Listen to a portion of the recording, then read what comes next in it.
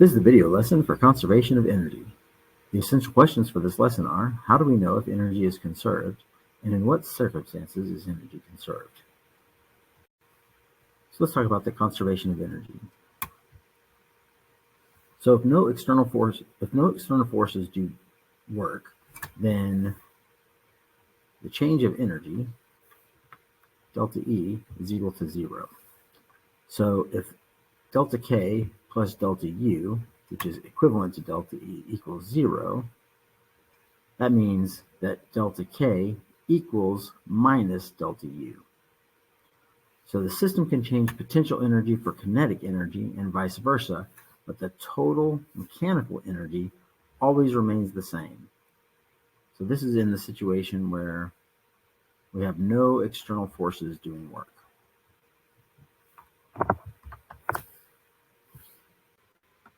In this example, where the plane is climbing, the change in kinetic energy is smaller than 0. So it's losing kinetic energy, but the change in potential energy is greater than 0. So it's gaining potential energy. So as the plane flies up, it's losing speed. So it's losing kinetic energy, but it's gaining potential energy because its height is increasing.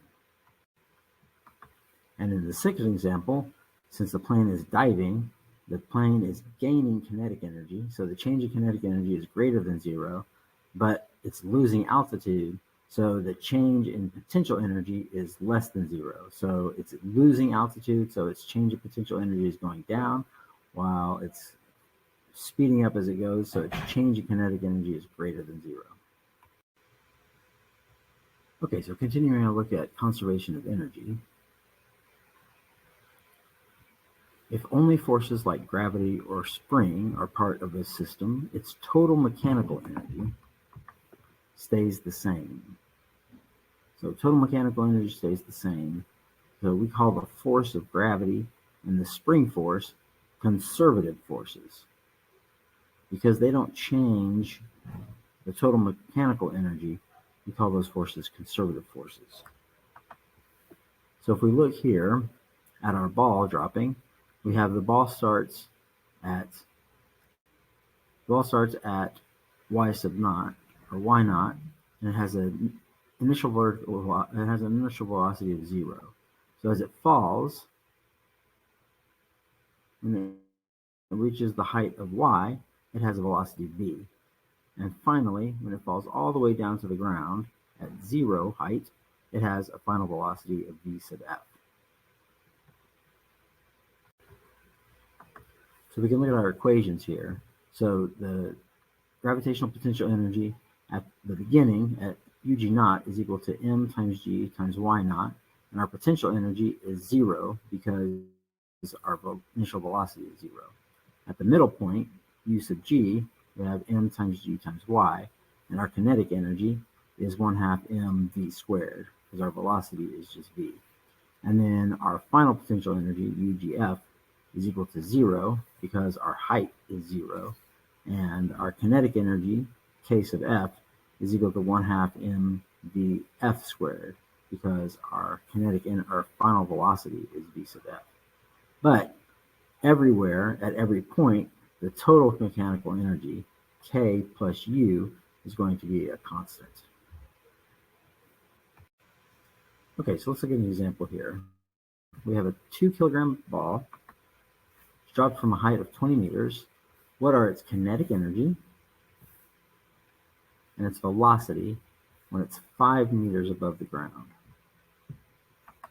Okay, so we have this distance. It's 20 meters. And we want to know, as the ball drops,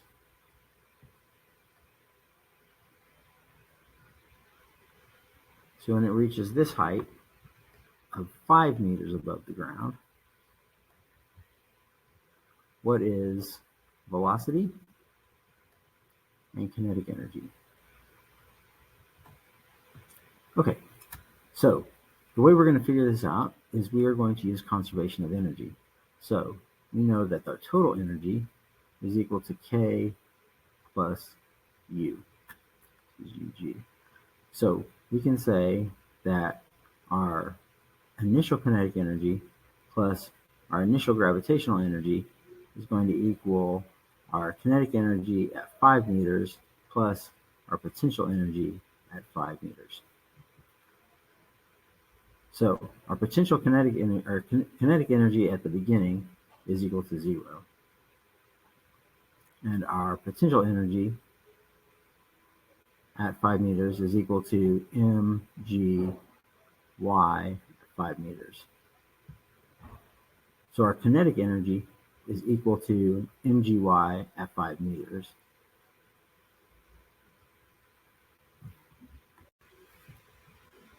So our kinetic energy at 5 meters plus the leftover potential energy at 5 meters. So let's figure out our potential energy at 20 meters. So we have our mass, 2 kilograms, times g, which is 10 meters per second squared, times our total height, 20 meters. That's going to equal 400 joules. Okay, so we have 400 joules on the left side of the equation. And on the right side of the equation, we have 1/2 times the mass, which is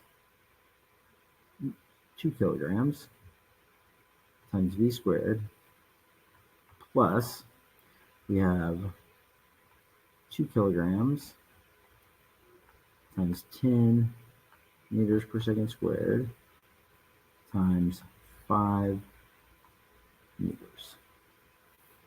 So we have 1/2 times 2 is just equal to v squared. So we have 400 joules equals v squared plus 100 joules. So subtract the 100 joules from both sides. So we have 300 joules is equal to v squared. So take the square root. And we have v is equal to 17.3 meters per second. So our kinetic energy then is equal to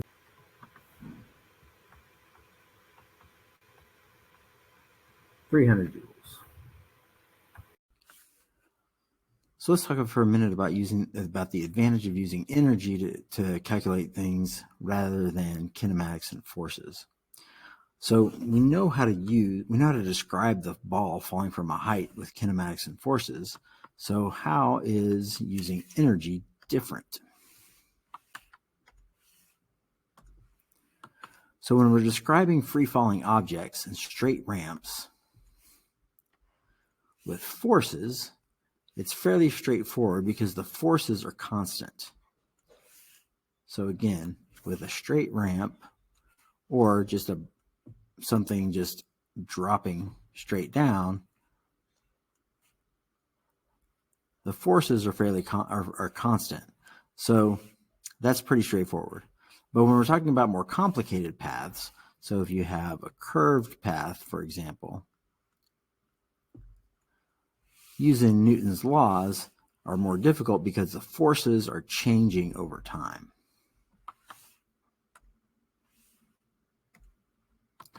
So potential energy depends on location only. It does not depend on the path taken. So we can use potential energy to help us calculate things when we have these changing paths.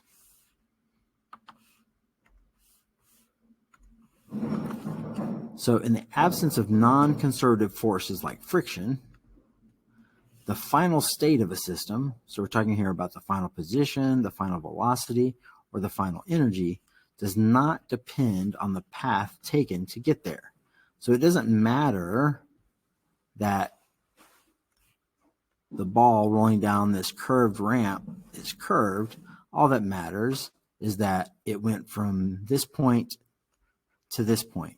So we can use energy to figure out things like the velocity at the bottom of the ramp rather than using kinematics or forces, because in those situations, in this situation like this with a curved ramp, forces and kinematics would be difficult to use, whereas energy is much more straightforward. So as an example, we have these three different ramps. So we have a short ramp here, a little bit longer ramp here, and a longer ramp with a curve in it here for the third one. So notice that they're all at the same height, this 5-meter height here. So if friction is negligible, and if they all start with V naught equals 0, all three blocks are going to hit the ground at the same velocity. And that's true because they all start with the same potential energy. They all start with potential energy mgh. So when they hit the ground, assuming because friction is negligible, we can say that all of that potential energy is converted into kinetic energy, which means that they all have the same velocity. Okay, let's look at another example where we have a spring launches a 10-kilogram block along a frictionless track with a speed of 7 meters per second. We want to know how high the block will make it up the ramp at the end of the track. Okay, so we're going to use this position here where the spring has released the block as our initial point. So this is going to be K naught plus UE, so that's the elastic energy, naught. And then up here at this highest point, this is going to be our kinetic energy, final kinetic energy, plus our gravitational potential. Okay, and because we're using conservation of energy, these two things, these two positions are equivalent to each other. So we have K naught plus spring potential energy is equal to final kinetic energy plus gravitational potential energy. Okay, so our spring potential energy is 0. The spring has sprung. It has exerted all of the energy that it had to move the block to get it started going with its initial speed of 7 meters per second. And then at the end here, when the block is at its highest point, it has no kinetic energy. So all we're left with is kinetic energy. Initial kinetic energy is equal to the gravitational potential energy. So we have our initial kinetic energy. So that's equal to 1/2 times our mass, which is 10 kilograms, times our initial velocity, which is 7 meters per second. And that's squared. So remember that kinetic energy is 1/2 mv squared. And then we have on the right side of the equation gravitational potential energy, which remember gravitational potential energy is mgy. So our mass is again 10 kilograms. G, we're going to say, is 10 meters per second squared. And y is what we're looking for, which is, we're going to say, is h. So our masses divide out. So we're left with 7 squared, which is 49, divided by 2.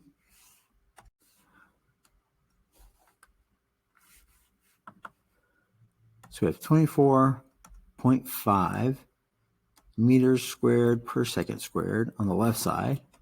And we have 10 meters per second squared times h on the left side. So I'm going to move all this down below the problem. Okay, so we're going to divide both sides by h, and that gives us a height of 2.45 meters. So notice that meters per second squared so meters squared per second squared is divided by meters per second squared, which leaves us just 1 unit of meters.